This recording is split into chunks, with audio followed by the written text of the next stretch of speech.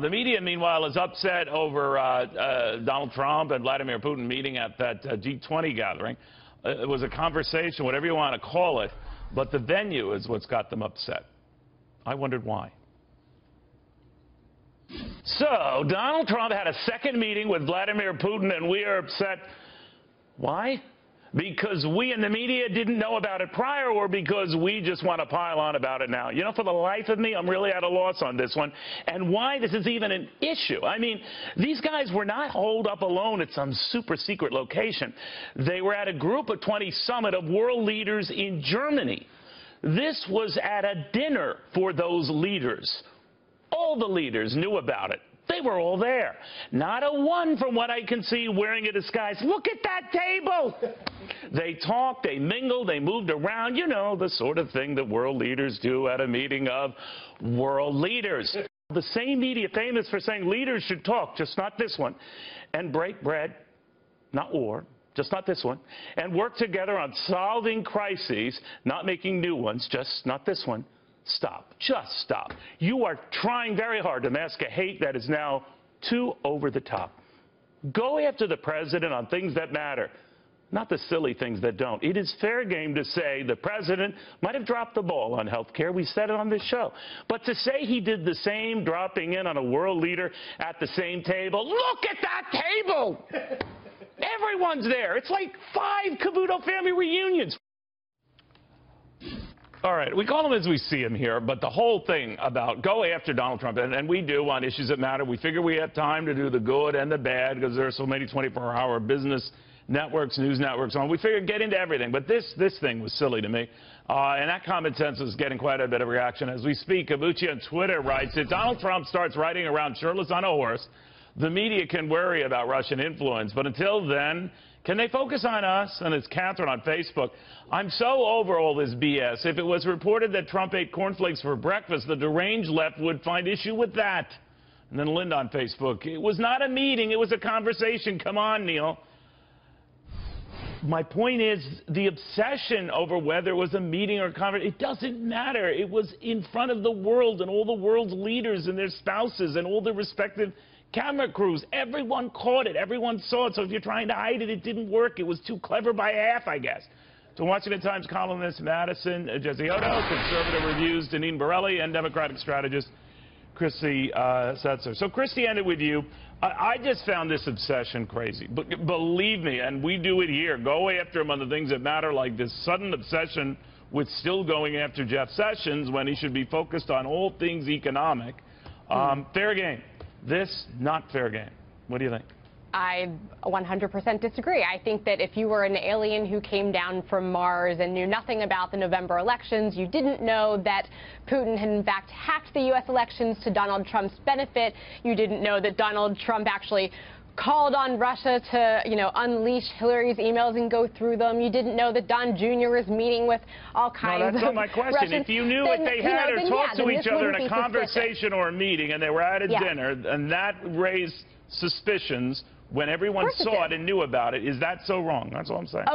Well, I don't know if it's so wrong because we don't know, but is it suspicious? It certainly is, because this was on top of a 2+ hour meeting that they had recently already that in itself was only supposed to go half an hour. I thought the left likes it when world leaders meet. I thought the left liked the world leaders meeting and talking over stuff. Yeah, we don't really necessarily like the fact that our president seems to have what I see as a submissive relationship to the president of Russia. Well, Christie, I love you dearly, but come on. Then when Barack Obama was confiding with his the former Russian president Medvedev about, I have to wait past this election before we could do anything, to paraphrase him here, and that was caught on an open mic. Did you have a problem with that? Lots of other people have tried and frankly failed to have a relationship with Russia before because no, they have ultimately decided. Did you have a problem with that? Because that we caught on mic. That we did know what he said. Did I have a problem with that? That was very much before Russia hacked the U.S. election. So I have to think that the context changes a little bit. You can't pick and choose it. Deneen, that's what I'm saying. And I admire Christie Radio, but I find a lot of picking and choosing going on here.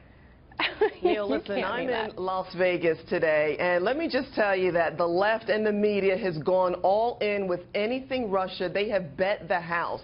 Listen, the media is a left-wing arm of the left-wing party. And listen, when you look at how they're going after Donald Trump, going after his family, going after anybody, really what they are doing is a disservice to the country, because what they should be doing is reporting on issues that people care about, issues that are important to our country. Yeah, but Janine, the president gets a lot of himself when he goes on, when he sidetracks on silly stuff, right? I mean, you'd have to.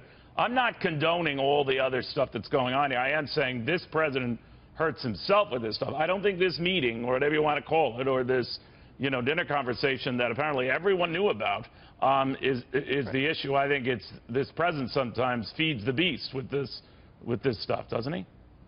Denise. Well, listen, I think it's great that he is able to go on Twitter, because he's going around the media that absolutely hates him. He needs to get out more on the issues, go out to the rallies, and talk to Americans. Well, all right, fine, but you can tweet all you want, but tweet to topic and don't go off on tangents. So, Madison, that's my worry.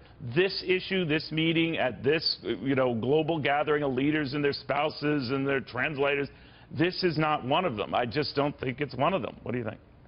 Right, and let me reiterate what you said at the beginning of this segment, and that's that President Trump is the President of the United States. He's at a dinner for world leaders, and he talks to another world leader, and the media goes crazy over this. And what's most ironic about this is during the campaign, they were complaining that President Trump had a past in reality TV. And what's ironic about that is that they're now seeming to wish that this was a reality TV show now. No, I don't even think it's a reality TV show. It kind of reminds me of Hogwarts and Harry Potter. Well, I think, Neil, what they want is every single thing he does in advance. No. The idea that you can keep something secret there with that many people, that many cameras, everyone's looking around. And I understand there are a lot of leaders there who don't flip over Donald Trump. They're going to extra notice if he ignores them and goes over to Vladimir Putin. But that might be catty, but it's not a conspiracy. So, Christie, that's what I'm saying. That is not the making of a conspiracy there. Not a conspiracy, but he's put us at a serious disadvantage. One item that we haven't discussed yet is the fact that only Russia had an interpreter there, so they're the only ones who have a transcript of what was said. They're the only ones that. Right, and I think that's problematic. That's problematic. Did you have any problem? I know way before you were born, but did you have any problem of John Kennedy meeting with Nikita Khrushchev, and there was no transcript of those powwows when they're talking about, you know, limiting nuclear weapons and that sort of thing? So did it bug you then, or your parents or your grandparents then, right, yeah, that there was no transcript of that meeting, just ultimately an agreement that was scored years later, months before he died? What matters? Yeah, look, I think it's unfortunate that we can no longer take the president's word on all things Russia, because he and everyone around him has lied about it. Look, I'm not here as a right or left person on this. This president doesn't flip over me or this show.